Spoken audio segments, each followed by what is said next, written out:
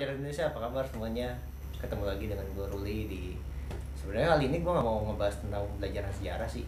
Gue lebih mau ngebahas tentang ya story hidup seseorang lah. Ini gue mau ngobrol sama temen gue.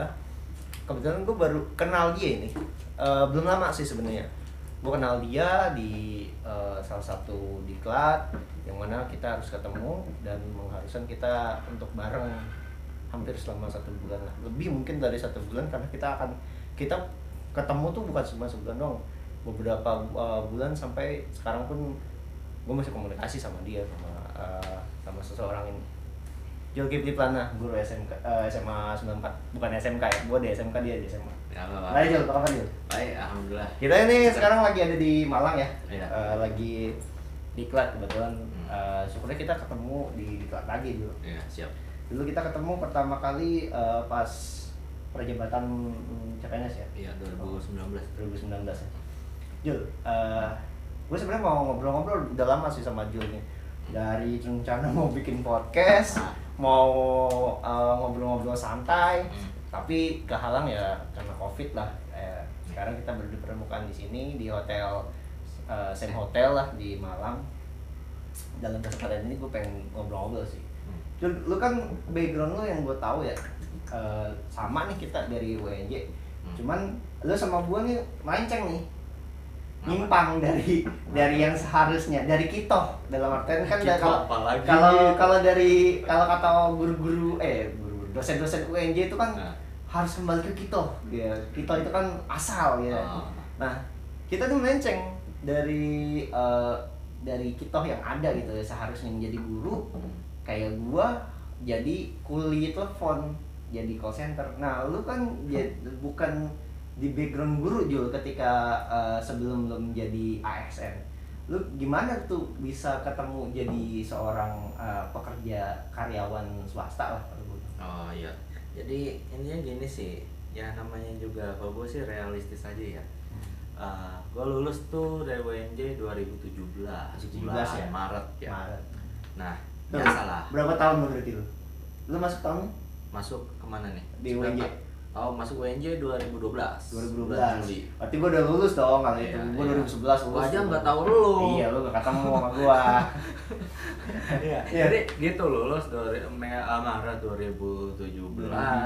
Terus ya. Wisuda berarti bulan September 2017-nya juga ya? Apa yang wisudanya justru yang Maret. Oh, Maret ya. Karena yudisiumnya bulan Februari waktu itu. Nah, terus setelah dapat ijazah gitu, biasalah anak baru lulus kuliah. Gua kan kuliah mah ya kupu-kupu lah istilahnya. Nggak pernah organisasi kayak di BEM gitu, tapi nggak tahan lama terus selesai gitu. Terus habis lulus gitu ya nyari kerja dong biasa kayak gitu. Dapat kerja yang pertama setelah 3 bulan nganggur gua. Motivasi lu masuk situ kerjanya apa dulu deh? Nah, ini gua kerja ngajar sih, bimbel. Nggak jauh-jauh ya dari situ ya. Masih pendidikan lah ya, SPD ya. 1 bulanan freelance. Cuma gua ngajar bukan sejarah, tapi TWK. Di mana? Di daerah Bintaro, sebuah bimbel. Kita nggak sebut lah itu. Di daerah Bintaro. Di Bintaro. Itu cuma proyek freelance 1 bulanan gitu. Tapi ya alhamdulillah lah buat anak baru lulus gitu ya, ada duit lucu gitu buat ditabung. Nah, terus 1 bulan gue mikir lagi, kemana lagi nih ya, ini proyek cuma sementara banget sebulanan gitu, bahkan kurang dari sebulan, 3 mingguan lebih ya. Terus nyari apply sana sini lewat Jobstreet tuh, lewat apa LinkedIn segala macam lah, apply aja. Terus ketemu tuh sama satu perusahaan startup gitu, startup pendidikan. Boleh gue sebut di sini sih? Janganlah, ntar ya pokoknya gitu ya. ya orangnya, jangan ya. Pokoknya salah satu startup ya lah oke. Iya, gitu. Ya startup pendidikan lah, yang pokoknya ya you know lah. Gak udah tahu lah. You know lah. Nah, pokoknya jadi di situ lah gue bikin. Sebenarnya di situ gue bisa tetap jadi guru juga kalau gue tampil di dalam video, tapi ternyata gue ditempatkan di divisi dan di bidangnya, bagian-bagian kerjanya tuh gue yang bikin terangkuman materi, terus modul lah istilahnya. Modul segala macam, soal pembahasan segala macam. Tapi gue nggak pernah depan layar. Yang depan layar itu ada temen gue dan senior gue itu. Tunggu, sebelum lanjut situ, gue mau nanya dulu nih sama lo. kenapa lu nggak ngelamar ke sekolah Jul? Pertanyaan gua. Itu pertanyaan dasar banget nih. Ya. Karena kan lulus dari UNJ, sejarah, ya otomatis pemikiran orang di balik pemikiran kayak kita ya, pemikiran orang pasti gua ngamar ke sekolah. Gua juga pernah kalau jadi ngamar ke sekolah nih. Gua nggak bohong ngamar ke sekolah. Cuman dari pihak sekolah, mapas nggak ada lowongan. Mapas ini nggak diterima. Gue juga bingung kenapa nggak diterimanya. Lu kenapa nggak ngamar? Nah, pokoknya gini, kalau ditanya kenapa nggak ngelamar di sekolah, gue ngelamar coy ke sekolah. Ngelamar gitu, bahkan mau swasta, mau negeri, gue cobain, gue lamar, gue apply, gue kirim lah pokoknya lamaran segala macam, mau online, mau yang kirim masih manual gitu, masih gue datengin. Tapi memang rata-rata ada yang udah manggil 1-2 sekolah, tapi ada yang gue datengin, gue nggak dapet. Ada yang gue nggak niat datengin karena terlalu jauh. Sekolah mana aja tuh yang lu datengin? Ya ada yang di sebuah sekolah di sekitar Gak apa-apa sebut aja kalau itu mah gitu ya. Gue lupa namanya. Swasta kan ya? Swasta itu sekitar Angke. Terus ada lagi sebuah sekolah negeri di Depok, SMA 10 kalau nggak salah. Buset, jauh banget. Jauh banget kan dari rumah. Lumayan dia di Cengkareng, di Depok mah gila. Tapi dulu gue emang sering main ke Depok karena tongkrongan gue, tongkrong Margonda ya kemana Sawangan gitu ya. Ya gitu. Ya udah nanti aja cari yang lain-lain lagi. Bokap juga sempat nyuruhin atau ngidein, coba deh kirim lamaran, tulis lamaran gitu, nanti coba bapak antar ke teman, mungkin ada yang butuh guru sejarah SMP. Orang dalam ya, orang dalam. Tapi ternyata bokap gua bukan orang dalam yang paling kuat, istilahnya dia punya katanya temennya, dia mau di apply lah gitu. Tapi ternyata nggak bisa. Dan memang di dinas kita memang seperti itulah, mungkin ya susah kali ya, kebutuhan guru tiap sekolah itu kan kita mana tahu. Beda-beda. Itu kita ngelamar mungkin dia lagi nggak butuh, ya begitu. Gue juga kayak lu gitu, bukan berarti gue nggak nyari. Nah udah kayak gitu alasnya, ya udah deh belum dapet aja kali. Udah ujung-ujungannya gue dapet lah di bulan Juli tuh, nge-apply lamar. Ada temen gue nge-WA lewat grup angkatan kuliah. Guys, kalian ada yang mau gak kerja di tempat gua nih? Startup itu. Udah langsung kasih tahu, udah ketahuan. Karena memang udah dipukul rata gitu. Berapa Jul kira-kira? Nominal ya. Kan kita nggak nyebut orang, nyebut startupnya nih. Iya. Ya nominalnya 5.000 lah, 5K. 5.000 K lah. Itu cukup. Udah gede lah itu. Wah. Gua setahu gua gaji 2017 tuh 2 juta berapa ya? Masih 2 juta kan? Kayak gitu ya. 3 juta. Ya? Enggak, bukan honor. Di bank. Di bank itu kan 2 jutaan berapa? Karena kan pada masa Jokowi baru 3 jutaan. Di 2000 MR ya? Iya, 2000 berapa ya? Gua lupa. Masa Jokowi inilah presiden baru ini.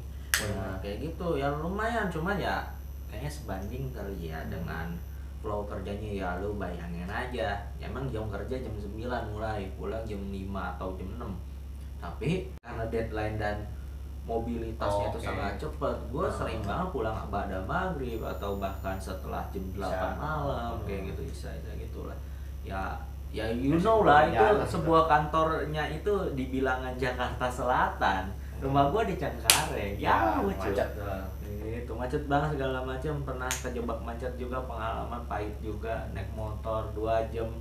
Lu tahu gedung Smesco? Pancoran. 2 jam gua pernah stuck di motor gara-gara ada apa? Metro Mini mogok. Terus menutup jalan gitu. Habis lah. Dan di situ lagi ada pembangunan kayak flyover di Pancoran itu, tahu gak? Flyover yang buat orang dari MT Haryono biar langsung ke Kuningan. Oh iya tahu. Itu lagi dibangun. Lu kenapa lewat situ? Kan lebih enak lewat Tebet. Enggak lewat apa namanya Simpruk. Lah, Simpruk mah bukan bilangan situ, cu. Enggak, maksudnya muter lewat Simpruk lewat itu lewat. Enggak bisa itu jauh. Gua lewat Karet, maksudnya kantornya belum di bilangan Tebet ya, Dek? Udah apa? Udah di bilangan sekitar situ, tapi bukan yang sekarang itu. Bukan yang sekarang. Beda cuy. Gua kalau mau lewat Casablanca kalau mau, cuma setan juga. Casablanca kan macet banget parah. Tanah Abangnya juga gua astagfirullah gitu ya, pokoknya ya. Tapi ya dinikmatin aja. Memang sih dari satu sisi bokap terutama ya, bokap kayaknya kurang support karena bokap ya guru ya, guru SD, terus dia pengennya sih gua ya pendidikan ya guru ngajar gitu, jadi kurang support, didukung banget. Tapi ya selama gue kerja ada penghasilan, gue bisa ngamalin ilmu gue, toh ini masih di bidang pendidikan, why not gitu. Oke. Kan itu dari lu pada saat kerja di satu startup itu ya, Jun. Bahkan lu nggak didukung sama bokap lu kan untuk itu. Kurang sih lebih Kurang, tepatnya. ya? Dia mah diem aja Ya, gitu, kurang. nggak excited seperti gue sekarang ngajar. Paham lah. Motivasi pas lu gue pengen tahu dong lu. Kalau gue kan pada saat daftar CPNS itu gue ini buat pengalaman teman-teman juga ya, karena ada temennya dia juga yang bersaing sama gue akhirnya gagal karena ya informasi untuk mengenai CPNS kurang banget gitu loh. Gue kan pada saat itu gue udah ngajar nih dulu. Pada 2016 gue udah masuk mulai ngajar.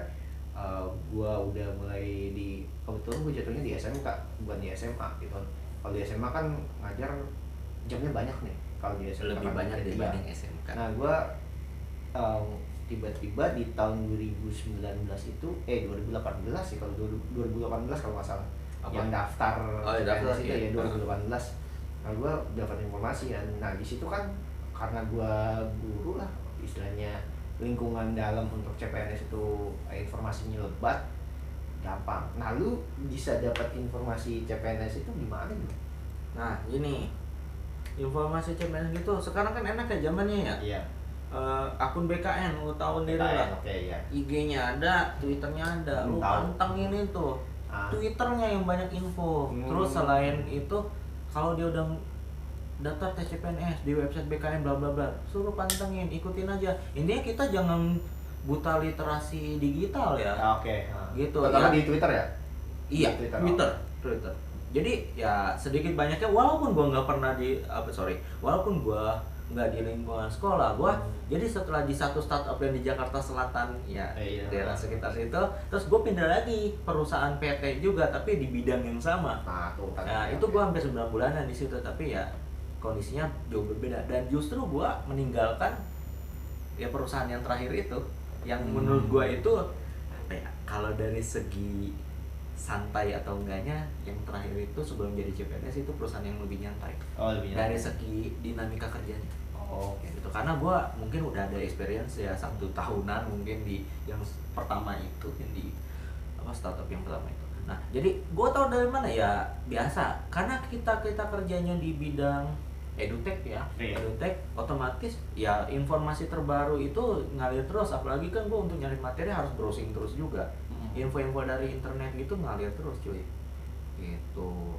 Jadi ya pendaftaran CPNS terbuka untuk umum.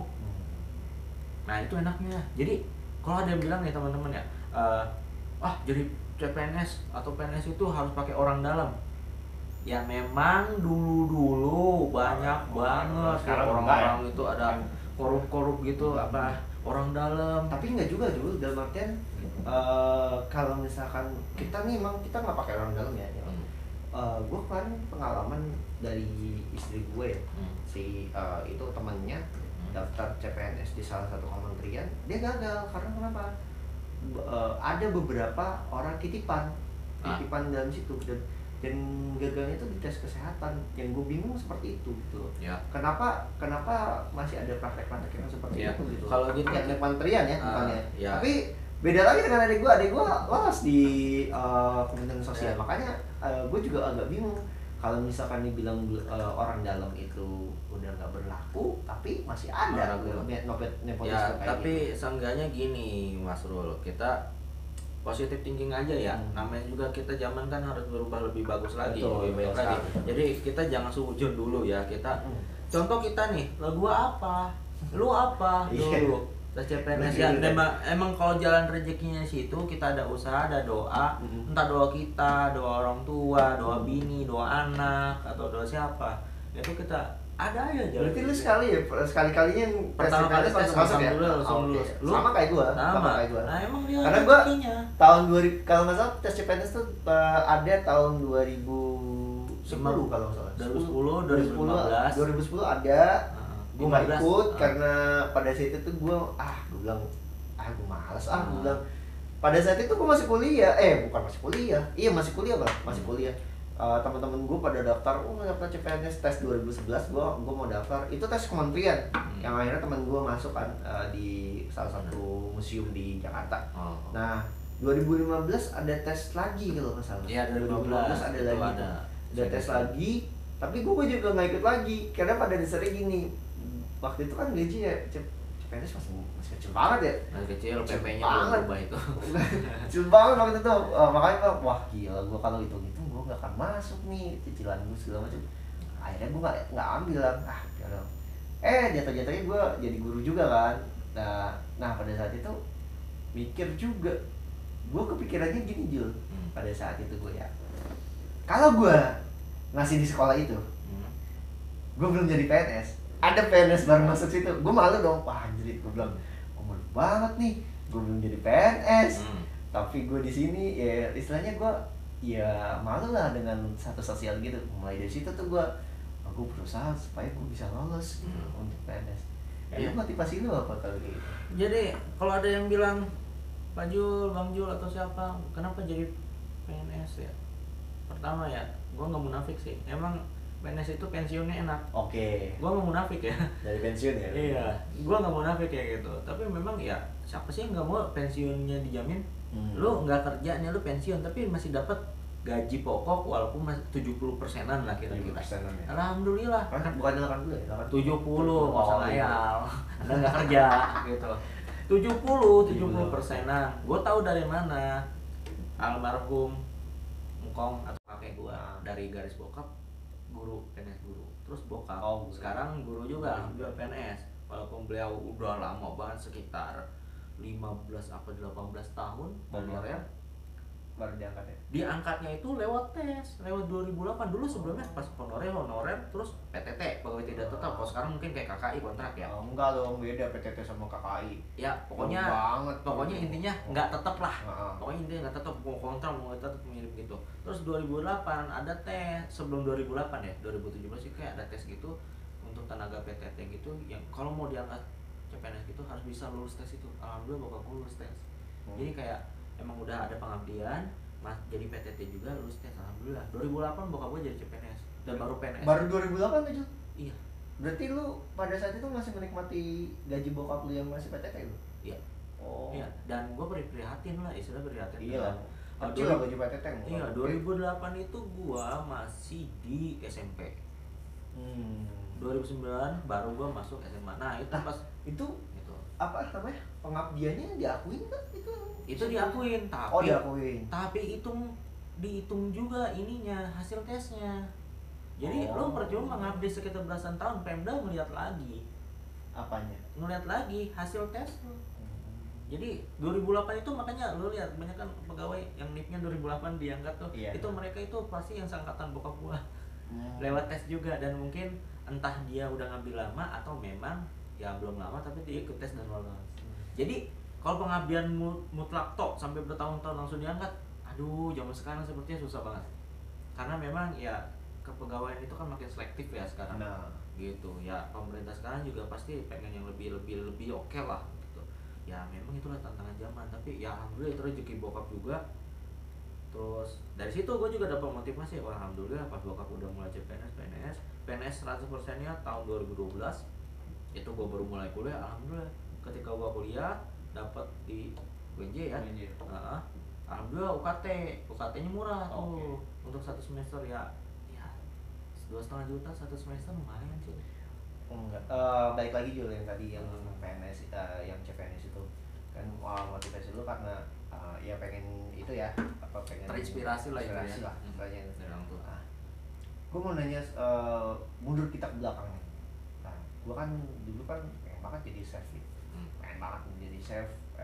Gue lulus di Sekolah Tinggi Persetan Bandung, cuman nyokap gue sih setuju banget. Tapi nyokap gue bilang, jangan lah, kerjanya capek segala macam. Padahal di balik semua itu kan kita kerja kan passion ya. Passion kita yang kita kerjakan pasti setiap kerjaan kalau kita bahagia pasti ya kerjaan itu akan ringan aja gitu. Nah, gue dipaksa nih, gue dipaksa masuk sini, masuk ke keguruan. Nah, lu motivasi lu masuk sejarah kan apa? Ini ya, ngomong passion atau enggak passion, terus kerja, tuntutan kerja sama kebutuhan hidup ya, kita harus bisa mengklasifikasikan. Iya. Perkara kalau yang tadi lu tanya kenapa masuk sejarah, ini gue dasarnya passion. Kenapa tuh? Oh, lu Passion berarti ya. emang suka sejarah dari dulu ya? Betul, memang suka sejarah. Kalau gue sih emang suka baca kan. Ah. Dari dulu tuh gue terinspirasi sejarah tuh gara-gara nonton film Samurai X tuh dulu. Kalau sejarah kenapa masuk gitu? Gue orangnya seneng cerita, sama suka dengerin cerita. Suka dongeng dong. Ya makanya gue kan storyteller. Oh, iya. gue bukan guru sebenarnya, gue storyteller. Ya kita lebih gue juga lebih storyteller sih kalau ngajar. Gue daripada pakai PBL, pakai Discover Learning, gue lebih suka storyteller sih. Itu gue harus berguru lagi main kayak ngerti. Jadi ya passion. Terus gue juga kayak dapat inspirasi juga dari salah seorang guru gue waktu di SMA. Beliau itu walaupun ceramah, kata beberapa orang yang ahli pendidikan segala macam, metode ceramah itu membosankan, cenderung membosankan siswa kurang aktif. Tapi di satu sisi ceramah yang tepat sasaran atau kontennya kena itu menginspirasi sebagian kecil dari siswa. Salah satunya sih kalau gua gitu, tergantung kupingnya mau denger apa enggak. Gitu. Karena gini ya, gue juga setuju sih sama lu Jul. Karena gini, kayak oke, kalau pelajaran seperti matematika atau bahasa eksak lah, kimia lah, biologi, gue rasa tidak akan mungkin menyenangkan ketika kita hanya ceramah aja. Tapi kalau untuk PKN kayak sejarah, nonsen kalau kita nggak pakai ceramah. Gue sih yakin banget, karena kenapa? Ketika si anak disuruh misalkan iya cari bahan segala macam, kalau kita nggak ceramah dulu, dia bakalan apa membosankan. Jadi gue sih jujur aja, gue bukannya membela diri bahwa lebih suka ceramah ya, tapi ketika misalkan kita ceramah, kita ajak anak ke bagian kontekstual sekarang, diajak nih misalkan kita ngebahas tentang VOC, kita sandingin sama beberapa perusahaan hari ini, kita gabungin, ternyata kekayaannya lebih kaya VOC daripada mereka. Anak-anak mikir, gila ternyata VOC duitnya banyak ya Pak. Iya, itu duit negara lu semua gitu loh. Dalam artian lu dikeruk semua, lu dibawa ke sono, duitnya buat mereka gitu loh. Dalam artian mereka bisa berpikir, oh iya negara gua kalau dimanfaatkan dengan benar, tidak ada korupsi, ya kita akan kaya gitu loh. Ya.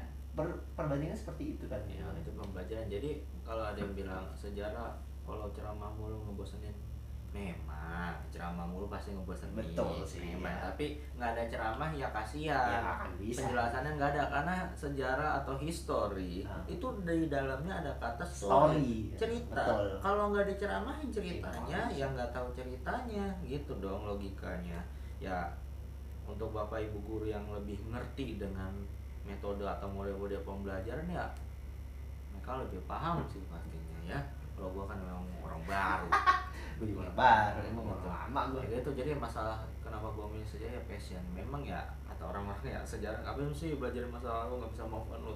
Justru pembelajarannya gini loh. Kalau lu belajar sejarah harusnya lu bisa lebih mudah move on. Iya, karena lu udah tahu pembelajarannya. Taruhlah gini, lu punya mantan nih. Mantan lu nyakitin lu. Berarti ada sejarahnya dong. Walaupun sempet dia seneng bareng sama lu, tapi dia pernah nyakitin lu ya. Tapi di sisi lain, di kemudian hari ketika lu dapat pasangan baru lagi, lu nggak bakal melakukan sesuatu yang sama akan yang mungkin bisa menyakiti dia atau dia bisa menyakiti lu. Lu harus menghindari. Itu gunanya sejarah. Itu contoh simpel dalam kehidupan sehari-hari. Dan mungkin kalau contoh yang lebih besar lagi ya tentang kehidupan bernegara atau gimana. Ya intinya kalau dia bilang ngapain belajar sejarah? Oke, kalau kalian pengen gak ada sejarah, hilangkan semua akte kelahiran kalian.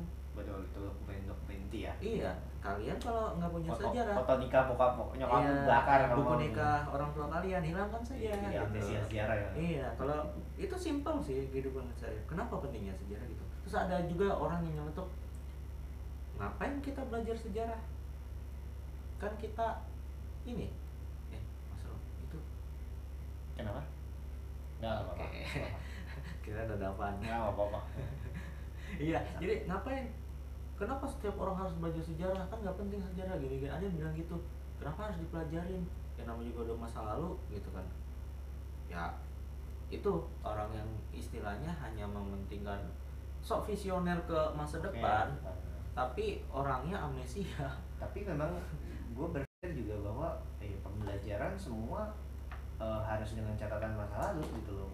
Sekarang misalkan lu mau belajar tentang peluang nggak akan muncul ketika lu nggak ngungkit hasil-hasil sebelumnya itu. Jadi memang pasti peluang ke depan akan terlihat ketika lu misalkan ya dadu ini keluar ini, berarti ke depannya akan keluar ini gitu. Ya, Pasti kan gitu. prediksi ya kayak gitu. Terus perkara kerjaan itu harus sesuai passion. Nih gua mau nyangka lo nih. Jadi nggak semua kerjaan itu harus murni sesuai passion. Kalau jadi ada realita pahit dalam kehidupan ya. Lo tetap ngejar misalnya pengen jadi chef gitu, passion lo masak gitu. Tapi di sisi lain lo miskin. Gimana? Iya itu. Kurang kehidupan lo, capek gitu. Ini memang kita disclaimer dulu ya, dalam artian bukan berarti kita lu passion lu mau chef ya silakan aja gitu. Iya. Kita nggak menjustifikasi bahwa lu jangan ngikutin passion lu, enggak juga. Jadi gini, banyak orang yang passionnya seperti itu ya akhirnya dia sukses. Contoh misalkan kayak Gordon Ramsay sendiri kan memang passionnya dia masak gitu. Iya, gitu. Udah kejar dia mau, dalam artian Ramsay sendiri bilang gini, I have no money. Dia bilang, ya emang bener dia nggak punya duit, dia bikin restoran orang dan dia cuma berkarya aja gitu. Iya gitu. Jadi ya memang kita disclaimer bahwa memang passion itu bukan segalanya ya. Tapi memang dengan ada passion itu orang istilahnya have fun gitu dengan kerjaannya. Betul, ada needs kan. Ada needs. Tapi di sisi lain ada beberapa orang yang memang passionnya bukan di situ. Iya. Lo jadi guru sejarah kan nggak ketahuan padahal lo passionnya masak. Jadi tapi pada suatu ketika akan ada realita kehidupan yang menuntut lo udah jalanin hidup kayak gini. Tapi ya mungkin rezeki gue di situ lebih banyak, lebih happy lah secara finansial, terus happy secara relasi atau gimana. Nah itu jadi passion penting betul, tapi kita disclaimer bahwa nggak segalanya kita harus nurusin passion. Bahkan kita mementingkan udah passion pokoknya harus gini-gini, itu egois namanya. Apalagi ketika Anda udah berkeluarga tetap mengikuti passion. Anak bini Anda mau makan apa? Kalau nggak ada penghasilan yang istilahnya cukup oke lah untuk anak bini itu, ya itu kerja itu apa yang kita bertahan dengan kerja ya tuntutan hidup ya. Tuntutan hidup. Kerja itu capek, walaupun sesuai passion pasti capek. Betul lah pasti. Iya, mau sesuai passion atau enggak capek. Intinya apa? Satu, bersyukur. Tuh. Kalau sesuai passion, penghasilannya kecil, mau jalanin terus, ya silakan. Selamat bersyukur dan selamat menikmati passionnya. Terus kerja nggak sesuai passion, penghasilannya lumayan, gini-gini, finansialnya gini-gini, tapi ngebatin mulu. Ya bersyukurlah, alhamdulillah ada kerjaan, ada penghasilan enak, gitu. Jul, ini gua agak melenceng dikit. Kita ngobrol-ngobrol santai aja. Kita ngobrolin yang berat-berat sekarang. 2020 kan kita ya COVID lah, 2020 COVID kan. Ada wacana bahwa pelajaran sejarah dihapus Jul. Nah, dihapus dan hilang gitu dari kurikulum. Menurut pendapat lu gimana Jul? Jadi yang gue tanya dulu gini, apakah dihapusnya itu semua full dihapus dulu di seluruh jenjang pendidikan? Kalau oke lah, kalau misalkan kayak di SMK kan rencana itu dihapus ya. Di SMA kan bahkan ya enggak, waktu itu juga SMA juga dihapus malah di naskah draft kurikulum nggak ada malah. Dihapusnya itu untuk anak non ilmu sosial. Enggak, bukan. Gua tahu itu. Justru tahu gua bukan cuma non sosial, di sosial juga nggak ada. Digabung malah waktu itu. Oh, digabung malah. Integrasi IPS ya. Integrasi IPS gitu. Kalau kayak gitu sih ya gimana ya? Gua kurang ngerti sih soal kurikulum asli, serius. Gua juga belum. Enggak, dari pendapat lo aja deh. Gue pengen tahu kalau seandainya sejarah dihapus menurut lo gimana? Ya, ini ya. Kalau memang kita sebagai pendapat orang bodoh aja, kalau sejarah dihapus itu ya gue kocak aja gitu. Negeri sebesar Amerika aja dia punya semacam degree history gitu. Sejarah besar mereka gitu, yang tujuannya untuk apa? Menyatukan seluruh bangsa Amerika, yang memang Amerika itu melting pot kan, banyak suku bangsa, bahkan imigrannya aja banyak banget kan. Dia punya versi sejarah mereka yang salah satu tujuan politiknya adalah untuk menumbuhkan semangat ya patriotik ya, salah satunya untuk mereka. Jadi kalau dia bilang masa iya sejarah hanya untuk patriotisme aja, ya memang salah satunya itu, dan ada nasionalisme juga sama identitas. Pentingnya Indonesia itu kenapa penting ada sejarah, bahkan kalau sampai dihapuskan dari kurikulum ya gue sih sedih aja gitu loh. Memang kita mau ngarahin kurikulum itu untuk jadi kayak gimana sih? Apa kalau kita mendiskreditkan sejarah nggak penting kayak gitu? Oke, kalau gue sih ya oke, siap-siap aja kalau kayak gitu. Ya jangan sampai istilah kata, maaf nih kita disclaimer lagi, kalau sampai para almarhum, para pahlawan-pahlawan itu bangkit dari alam baka, mereka protes, ngapain gue capek-capek merdekain negeri ini gitu. Kalau istilah kata pelajaran yang istilahnya untuk mengambil hikmah pembelajaran dari kami kalau kata mereka di alam baka sana, untuk pelajaran di kami dari masa lalu untuk pelajaran kalian di masa depan. Terus kalian tuh apa tidak pelajari, apalagi untuk generasi berikutnya. Lalu bagaimana identitas kalian, bagaimana asal usul negara kalian, bagaimana ya belajar dari masa lalu untuk menata kehidupan sekarang sampai kehidupan masa depan. Makanya gue bingung, kalau sejarah sampai dihilangin gitu ya roh bangsa ini mau kemana gitu. Jadi menurut lo kalau sebaiknya sih pelajaran sejarah jangan dihilangin nih kalau tidak? Ya jangan sampai lah dihilangin. Minimal gini ya, jangan sampai kita menemukan entah anak SD, SMP, SMA mereka bilang Soekarno, strip, Hatta itu adalah orang yang sama, satu orang. Itu banyak loh yang kan buset, astagfirullah, mau gue katain dalam gimana, artian gini loh, kasihan. mereka taunya bandara Soekarno Hatta. Kalau ditanyain gitu, gue sering nemuin di Instagram ataupun TikTok ya, dalam artian Soekarno itu apa? Bandara. Iya bener sih bandara. Tapi cuman itu kan siapa? dua tokoh yang berbeda gitu. Dan mereka apa perannya? Iya, yang boro-boro gini loh. Kalau sampai ditanya Soekarno Hatta itu siapa atau apa, mungkin kalau jawabnya bandara kan berarti apa dong? Betul. Seolah-olah apa? Ya berarti kan mereka hanya tahu bandara. Tapi kan itu nama siapa dulunya? Boro-boro tahu siapanya aja belum tahu, boro-boro tahu gimana perannya. Betul. Nah itu jangankan ngeri kan? Iya, itu Soekarno Hatta yang terkenal, istilahnya di duit juga ada gitu loh. Iya. Di duit juga ada. Ya, coba kalau misalkan kita tanyain ya pahlawan Jakarta siapa gitu, pahlawan daerahnya dia siapa gitu. Nah. Itu yang menjadi momok untuk orang-orang yang ada di Indonesia sih. Kalau gue bilang ya, selama ini local history belum diangkat sih sama guru-guru sekitar gitu. Karena kenapa? Mungkin kalau misalkan kita berbasis pahlawan nasional ya, pahlawan nasional ya, daerah kan ada pahlawan nasional masing-masing lah. Nggak mungkin nggak ada. Kalau gue bilang pasti ada lah, di setiap daerah pasti ada. Dari Aceh sampai ke Papua kan ada. Kenapa mereka tidak memunculkan itu gitu dalam artian gitu? Gue sih berharap kedepannya Mas Nadiem tuh bisa merombak kurikulum yang ada gitu loh. Jangan cuman scientific yang diutamakan tapi humanisnya nggak diutamakan gitu.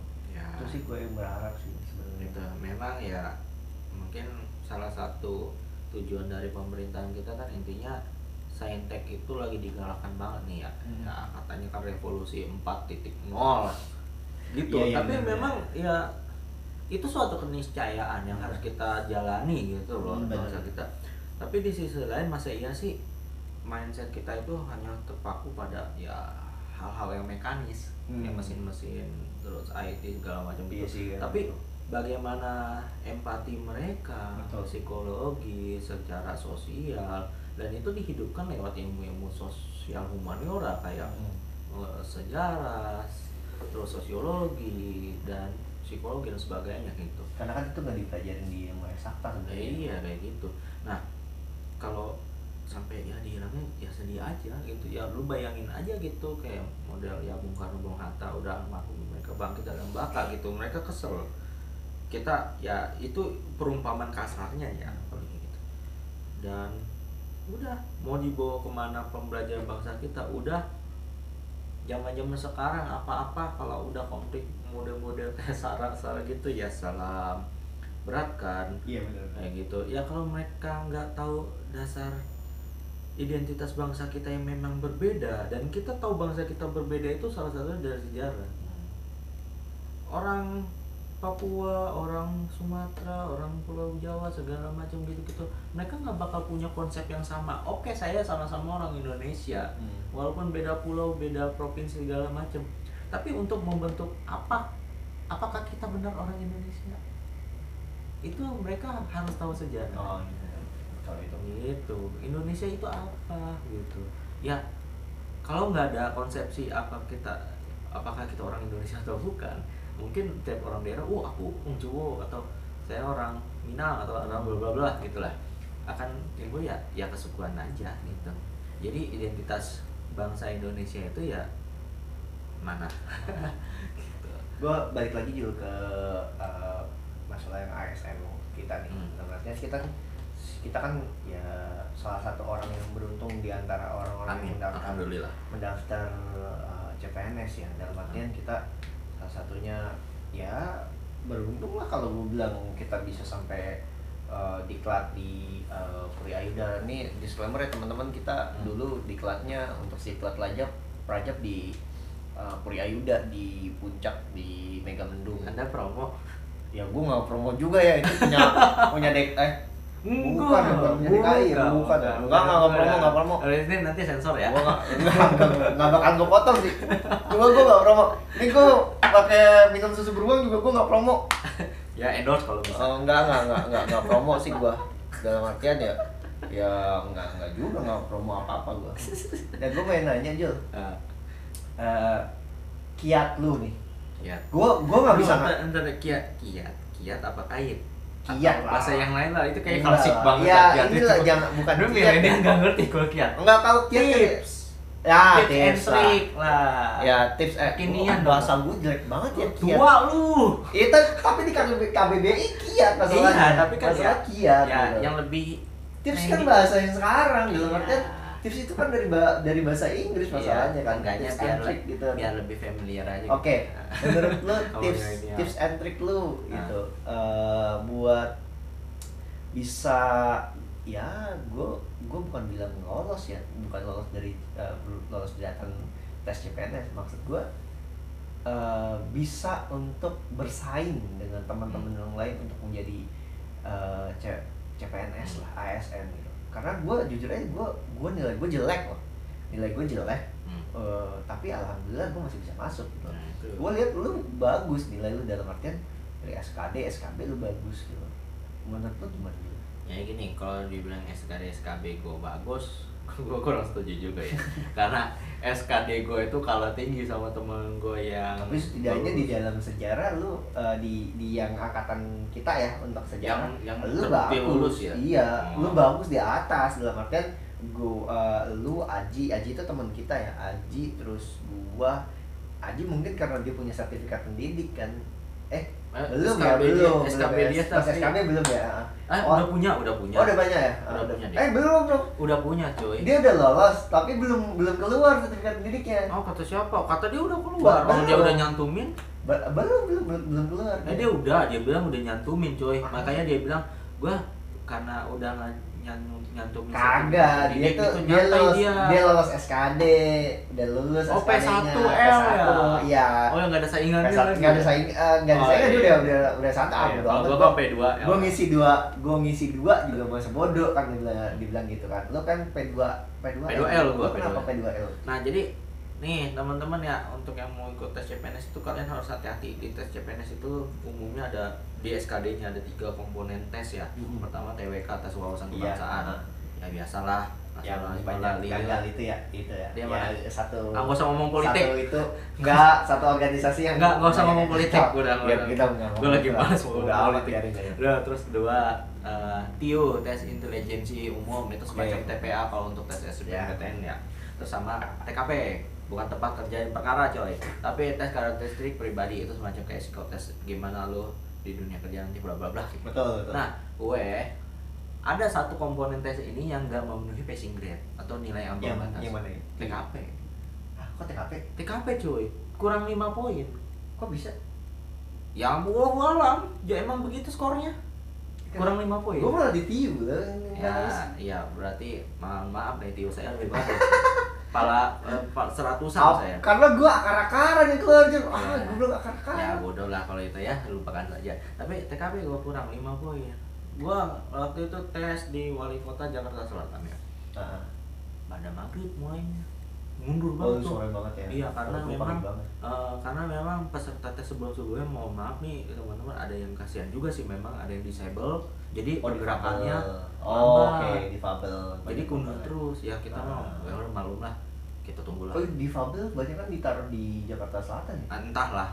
Pokoknya ada difabel yang memang kita bukan menyalahkan mereka sehingga sampai mundur, enggak. Kita enggak nyalahin. Nah, gitu enggak. Tapi memang ya kita yang alhamdulillah yang lebih enak gitulah kondisinya. Ya tungguin aja. Memang sih kemalaman jadinya, tapi ya bismillah aja lah, kalau emang rezeki mah alhamdulillah. Itu. Nah, setelah 8:30 mulai tes, 8:30 baru beres malam. Pas gue udah liat nyalanya, TKP gue kurang 5 poin, ya Allah, gue udah kelar, gue udah catat 5 poin doang ya? 5 poin, cuma itu doang nggak tuntas. Kalau gue itu tuntas, gue langsung P1L. Saingan lu berapa? Saingan gue itu lebih kecil dari gue, cuma berapa poin? Enggak, maksud gue saingan berapa orang? Total sih belasan orang pas di SKD. 11? Belasan. Gila. Belasan ya, gue nggak tahu berapa, tapi banyak banget. emang banyak. Ini 11 orang kan nggak dikit juga, banyak juga. Gue aja cuma 4. Habis itu kan setelah itu SKD kan, lolos kan yang ambil 3. Betul. Nah ternyata nih gue awalnya gini, kita kembali lagi yang gue nggak lulus di passing grade tuh. Gue nelpon nyokap gue, Ma, alhamdulillah udah kelar tes, gimana deh hasilnya? Ya, Ma, belum rezeki, Ma. Kenapa? Ada satu tes yang passing grade-nya nggak lolos. Kita ngitung sendiri kan ini. Oh iya, gitu kan. Waduh. Walaupun belum keluar dari hasil PKN. Kayaknya nggak bisa nih. Oh ya udah, sabar aja, namanya juga baru pertama kali tes gitu ya. Pas udah sampai rumah, bokap gue ngomong gini, ya moga aja sih kalau memang rezeki mah suka ada perubahan kebijakan. Gitu. Ternyata benar ya perubahan. Jadi P2L, jadi Allah mah itu ya, maha kuasa ya istilahnya dari sini. Adil lah. Jadi karena memang di TKP itu banyak kendala sih waktu 2018 tes itu ya. Emang soalnya aneh-aneh sih. Iya sih. Banyak kendala. Jadi banyak yang kurang nilainya. Nah, langsung dibikin kebijakan. Gimana kalau akumulasi nilainya aja yang paling tinggi-tinggi. Betul. Ya, nih gue juga. Alhamdulillah gue akumulasi nilai lumayan tinggi tuh. Posisi grade berapa? Nilainya ya? Enggak, iya, di antara 11 orang itu lo posisi berapa? First. Sama pertama kan? Pertama. Iya. Berarti lo paling gede kan? Paling gede, gue alhamdulillah paling gede. TWK lo gede berarti kan? TWK gue 120-an. Gede lah. Gede. Gue cuma 108. Nah, pokoknya gitu lah ya. Itu jadi wah, ya alhamdulillah benar ada jalan rezekinya. Alhamdulillah lanjut ke SKB P2 di Buaran kan? Dari Jakarta Timur tuh. Iya, mau gua pagi-pagi coy. apa sih, gue lupa namanya tuh gedung balai. Pokoknya dekat Balai Bagas Raya. Bagas Raya, iya, dekat Pokoknya Singa yang tinggal di Jakarta di Jakarta Timur ya gitu. Pagi, sesi paling pagi. Iya, jam 8. Gua itu juga. Gua jam 7 udah di sono. Buset, gua 5:30 udah motoran. Kemana? Ke Kuningan dulu gua. Karena gue masih ngantor di sebuah perusahaan ya? Itu di daerah Kuningan. Gue izin dulu, sebelumnya udah izin sih, tapi gue naruh motor di sana, parkir biasa. Karena untuk ke tempat tes kalau motoran gitu gue ngeri nyasar aja. Akhirnya gue taruh motor parkir, emang parkiran gue member, dia gak perlu bayar. Terus gue ini lagi, gue order ojol gitu, sana. Udah ke tempat tes ojol pagi-pagi udah jam 6 tuh, buset, perut mules lagi anjir. Belum sarapan. Aduh, tapi emang nggak ada tukang sarapan tau di sana. Ya, gue udah nggak bakal roti. Enggak, gue nyari tukang sarapan juga nggak ada. Iya, gue nggak bakal roti dari semalam dari rumah. Udah kantongin air juga gue. Karena gue ketemu Aji, ketemu ya Marwan lah. Ya pokoknya kawan-kawan yang gitulah. Gue makan, gue buker di sana ya. Gitu. Terus udah tes SKB tuh, gue tahu peringkat gue pertama, nilai gue lumayan. Iya, kalau kata orang mah gue enggak, bukan, ini bro itu menantikan SKB kan. SKB kan? SKD-nya Oh, SKD-nya, iya. Kalau kata orang-orang mah, wah udah aman tuh peringkat pertama, nyantai aja SKB-nya. Padahal justru di SKB-nya itu yang proporsinya paling gede coy, 60%. Kalau SKD itu cuma 40%. Nah, udah SKB habis-habisan gua, abah. Kan mapelnya sejarah sama pedagogi. Wah, sedangkan kita pedagogi nggak pernah tahu ya kan gitu. Tahu sih tahu. Ya lu zaman lu ada pedagogi, zaman gua nggak ada juga pedagogi itu. Masalah lah begitu. Iya. Terus udah tes, udah pokoknya gua target dalam hati begini nih. gue ada misi sendiri dalam hati, gue harus dapat 450. Total kan Kan paling tinggi 500 ya. iya. Gue target di pribadi total harus 450. Gue udah mati gitu. Ternyata ya 400 kan. nggak sampai 450 tapi 405. 405 ya. Iya. Lu yang paling gede lah antara itu. Gue 300 pas, lu 405, di bawahnya itu si Aji ya. Marwan, Oh, dan Marwan Marwan Subroto, terus ada Aji, baru gua kalau nggak salah. Ya Baru gua. 405 gue pengen 450. Aduh ini aman gak ya? Karena gue ngeri. Aman Gua, kalau itu. enggak, gue nggak bisa ngeremehin lawan gue yang 2 orang peringkat Dua. 2 peringkat 3 di SKD-nya itu. Karena itu ya satu teman angkatan gue, satu adik kelas. Junior ya. Iya. Ngerinya mereka lebih hoki, nilai mereka lebih bagus, dan dapat soal yang mereka tahu jawaban benernya gimana. Jangan songong. Yang lucu gini Jul, gua punya pengalaman lucu nih, pelajaran Indonesia. Gua itu tes. Nah, Tesnya bareng angkatan dia nih. Iya, si Taufik angkatan lu bukan sih? 2011 dia. Oh, 2011 ya, berarti duluan si Taufik. Nah, dia ngechat gua pada saat itu, bukan ngechat sih, DM lah, DM ke gua. Bang, lu ikut tes CPNS ya? Iya, gua bilang, gua ikut tes CPNS, iya. Lu ikut? Iya. Gua ngobrol aja kan. Gua chat ketika dia hari pas dia tes. Pas dia tes jujur. Tes apa nih? SKB. SKD dia ikut. SKD dia ikut. masukkan peringkat 3 besar itu ya? Dia ya, gua kan 4 orang nih. Nah, Yang satu nggak lolos berkas, yang satu nggak lolos SKD, yang 2 gua sama dia. oh berarti kalian berdua SKB-an ya Iya, harusnya. harusnya SKB. Nah, yang SKB pertama itu adalah si Taufik. Maksudnya SKB Jadwalnya. Oh, hari pertama. Jadwalnya dia yang pertama. Ah, Ketika jam berapa? Jam 3 sorean lah. Jam 3 sore dia kan harusnya tes SKB itu jam 1 kalau nggak salah. statusnya. Gue tanya, lu gimana hasil tes lu? Katanya gitu. Tes apaan bang? Hah? Lu nggak ikut tes? Gue bilang, emang tes apaan lagi? Lah, kan lu bilang itu SKB. Gue bilang, Oh, dia lewat info, kelewatan info dia. nah itu dia, makanya kan gue bilang dia kerja di salah satu bank swasta di Indonesia. Anak bang dia.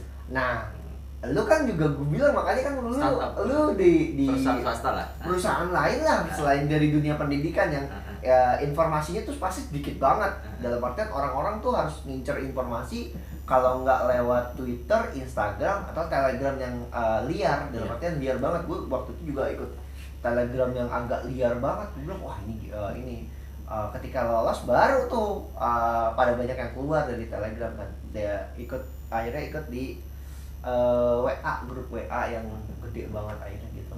Nah, gue nanya, lah kok lu nggak ikut? Iya bang, gue nggak tahu jadwal. Nah itu makanya gue bingung di lu. Lu kan bukan dari background pendidikan ya, bukan maksudnya Kerjanya nggak di sekolah. circle-nya bukan di sekolah. Dalam artian informasi itu tidak segencar di sekolah lah. Iya. Ini besok SKD, besok ini jadwal tuh kelihatan banget kalau di sekolah kan. Bahkan grup WA sekolah tuh pasti bunyi terus. Ya jadwal ini, dikasih tahu bla bla segala macem.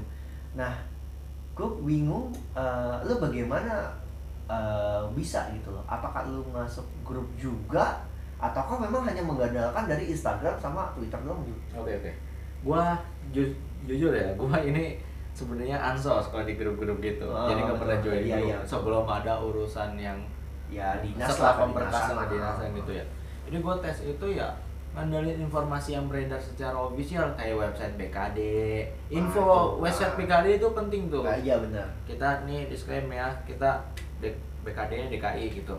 Ada informasi, jadi suruh pantengin terus buka Instagramnya BKN atau Twitternya BKN, mereka ngarahin cek di BKD untuk pemerintah daerah di BKD, website BKD masing-masing ya gitu. Tapi kan kadang BKD itu suka telat juga. Ya itu walau alam ya, kita mah positif thinking aja. Informasinya kadang. Pokoknya mereka akan memposting memang sudah berdekatan dengan tesnya. Itu pengalaman gua. Jadi lu harus siap-siap. Kalau memang lu tes CPNS lu harus sigap dong dengan informasi apapun, karena ya dunia kerja apalagi mau jadi PNS, orang banyak berjibun bersaing, masa kalau sampai ketinggalan itu kan ninggalin kesempatan. Gitu, udah capek-capek kan. Ya, jangan sampai gitu. Jadi usahain dicari lah. Sebenarnya memang sih tiap orang sibuk kan beda-beda, tapi ya di sela-sela kesibukan itu cari-cari informasi penting lah.